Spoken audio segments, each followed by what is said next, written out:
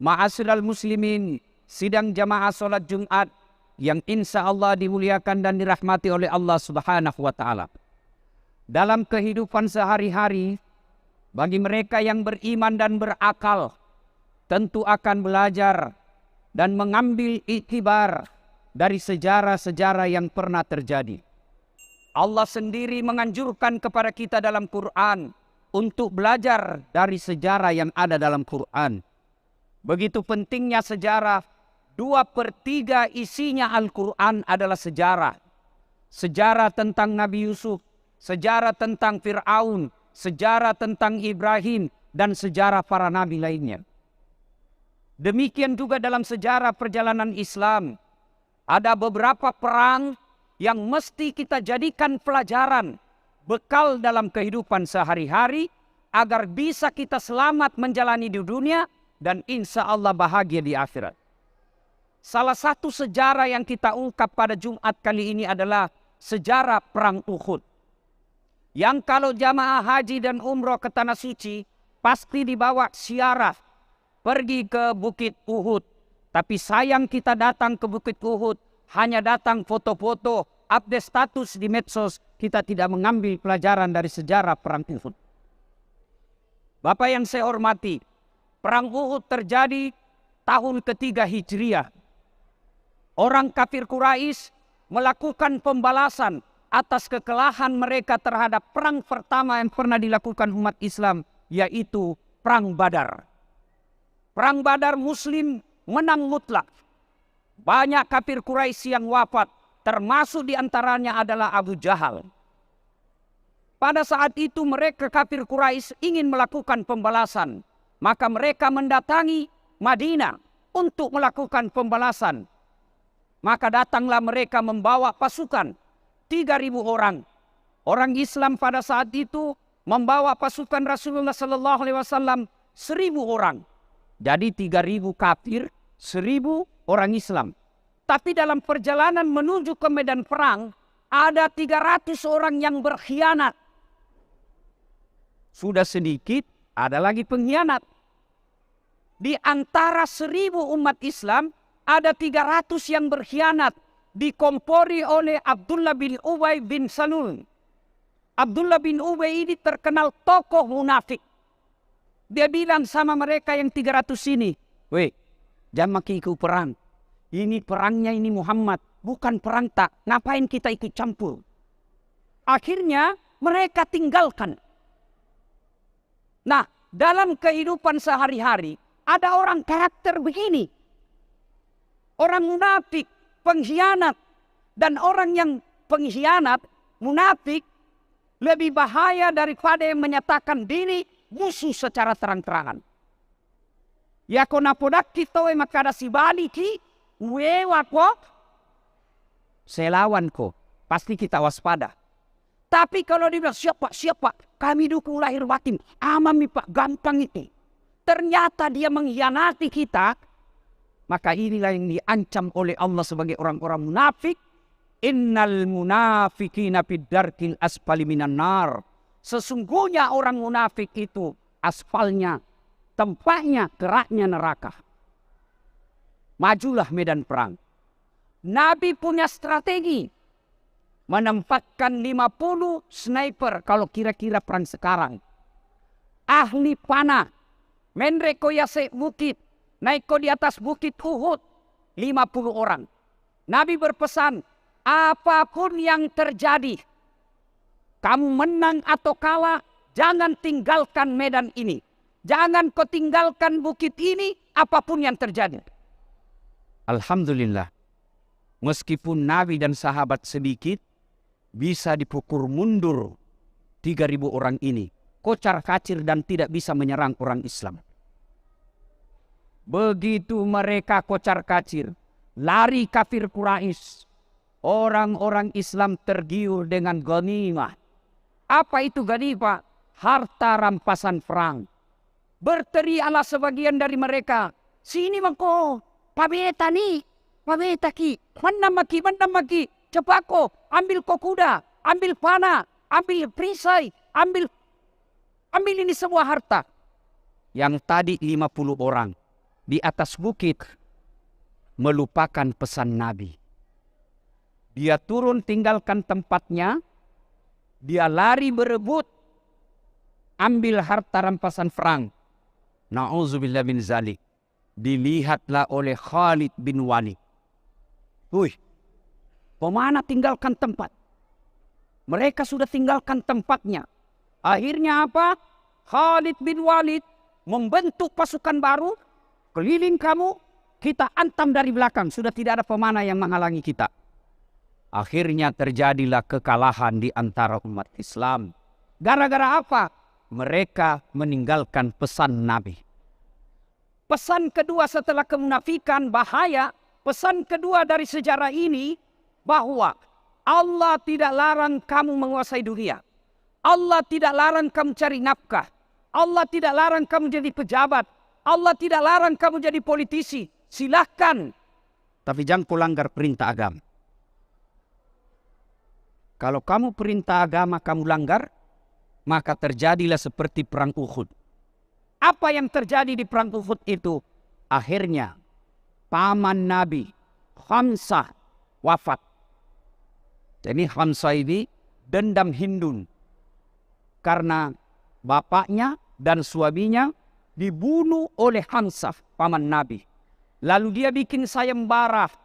Siapa yang mampu membunuh Hamzah, nih, semua ambil perhiasanku.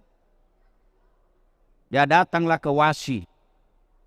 Budak hitam tapi jago menombak. Dia panggil Wasi. Wasi, kau sini. Kalau kamu berhasil membunuh Hamzah, saya bebaskan kamu dari budak. Bapak-bapak harus tahu apa itu budak. Budak itu beda dengan pegawai. Budak itu beda dengan pembantu. Kalau pembantu masih ada gajinya tiap bulan.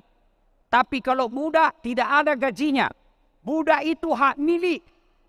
Dia seperti handphone. Dia seperti kita punya barang. Mau dikasih orang boleh. Mau dijual boleh. Mau dicelupkan ke air boleh. Kenapa? Saya punya. Itulah budak.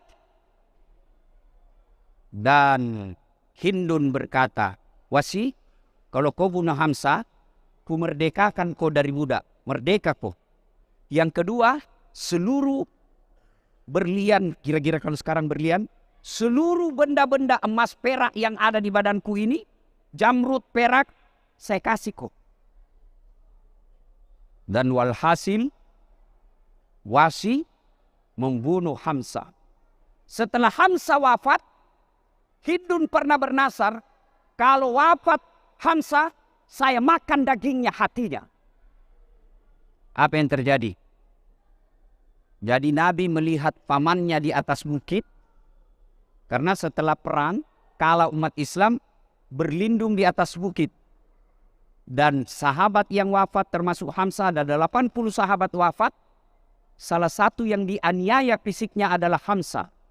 Hindun ambil belati, dia belah dadanya, dia ambil hatinya, dia gigit hatinya pamannya Nabi, Hamzah, tidak mempan. Dia gigit tidak mempan. Tapi dia sudah bangga. Wasi, ku merdekakan. Wasi dan Khalid bin Walid, pelajaran kedua ini, jangan tergiur dunia. Kalau dunia itu menyengsarakanmu dunia akhirat. Jangan tergiur jabatan politik. Kalau jabatan politik itu menyengsarakanmu di akhirat. Jangan tergiur dengan popularitas. Kalau popularitas itu menjauhkan dirimu dari Allah Subhanahu wa Ta'ala. Allah tidak melarang kita kuasai dunia ini dengan catatan ikuti aturan agama.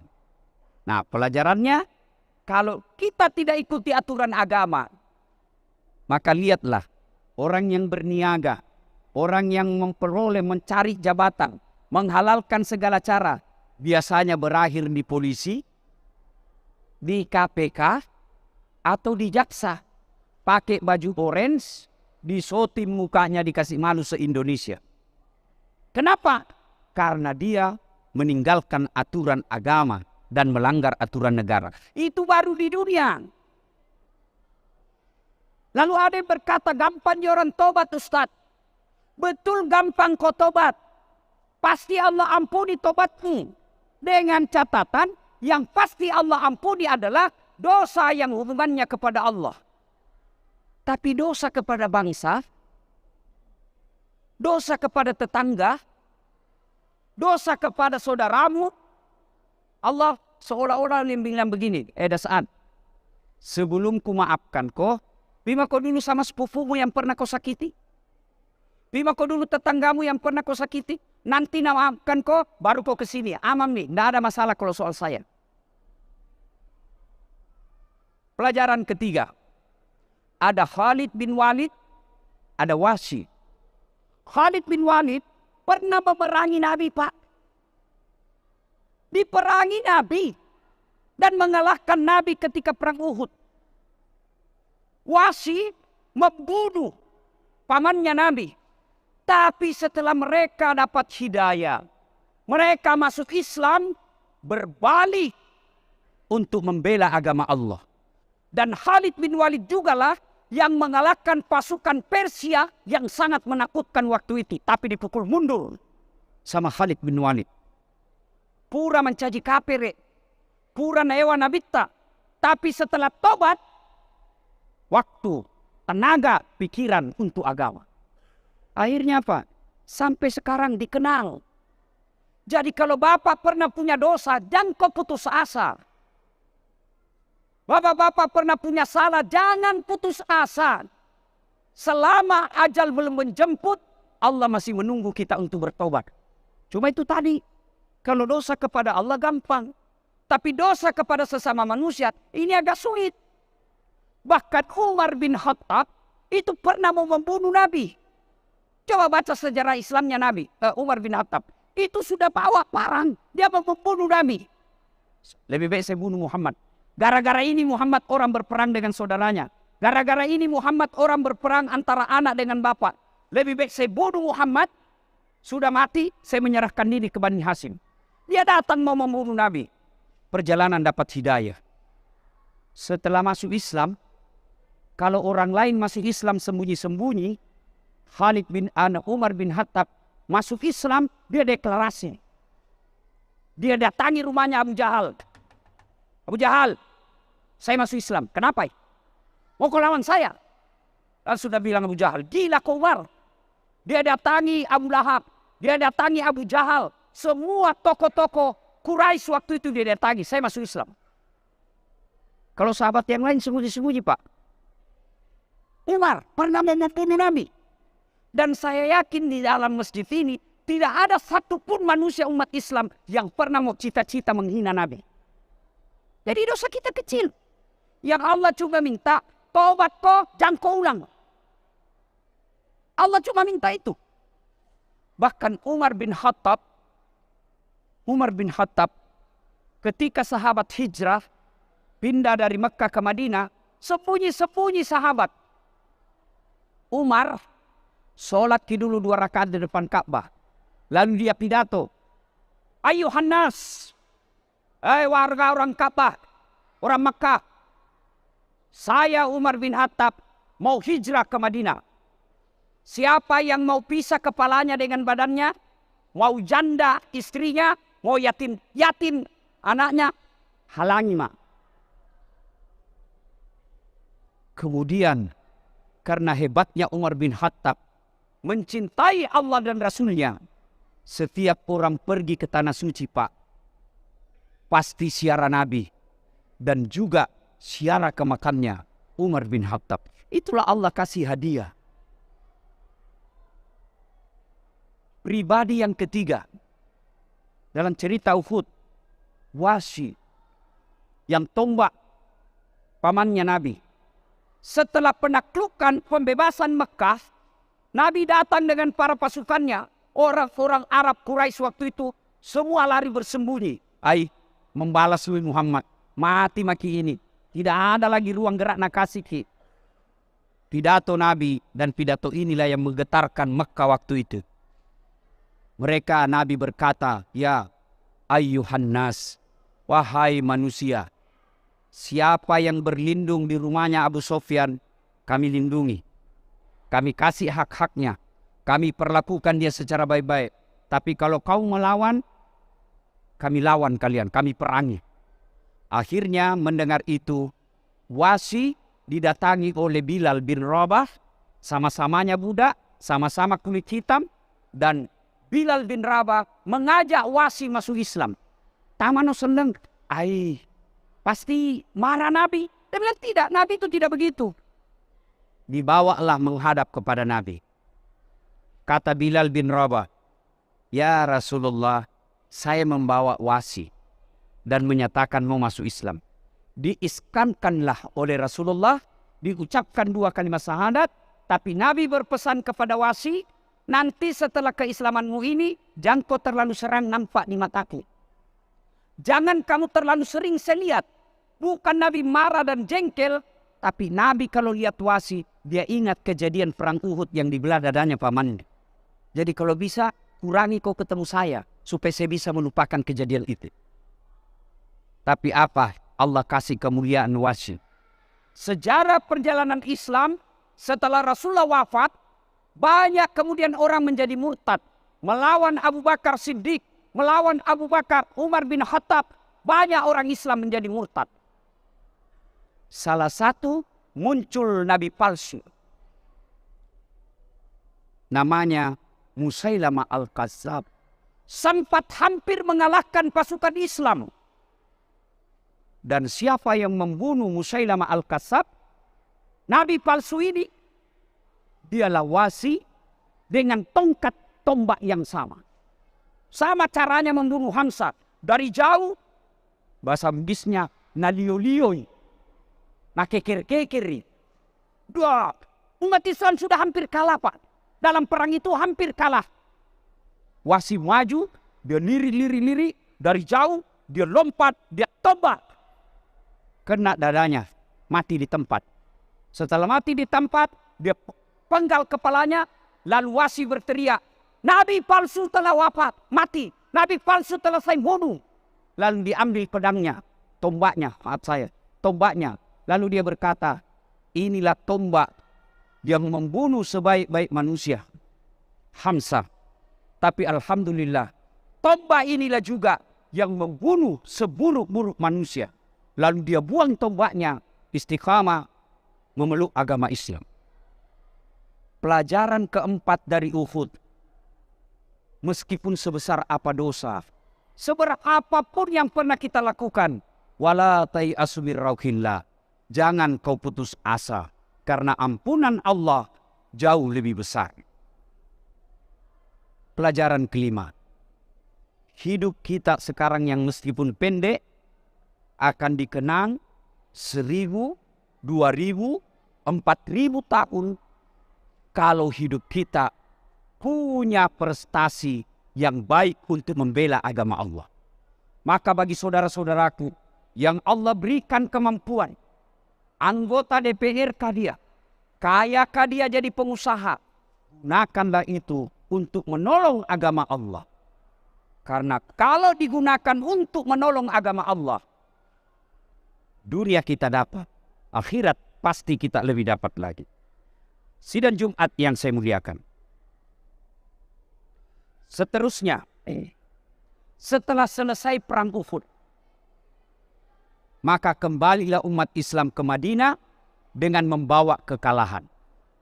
Tapi dibentuklah strategi berikutnya untuk memenangkan peperangan. Dan peperangan-peperangan berikutnya, alhamdulillah Islam menangkan. Karena mengambil iktibar dan pelajaran, jangan pernah kau tinggalkan petua dan pesan agama. Artinya, hidup ini kalau mau selamat, ikuti pedoman agama, insya Allah selamat. Pelajaran keenam. Nabi, kurang apa sholatnya? Kurang apa ibadahnya? Kurang apa akhlaknya? Nabi itu paling mulia akhlaknya. Tahajudnya tidak pernah lepas. Tidak pernah ganggu orang. Kalah juga dalam kehidupan. Pernah mengalami kekalahan. Artinya apa? kalau dalam hidup ini ada masalah, itu biasa. Sebagai pengusaha ada masalah, biasa. Sebagai suami ada masalah dalam rumah tangga, biasa.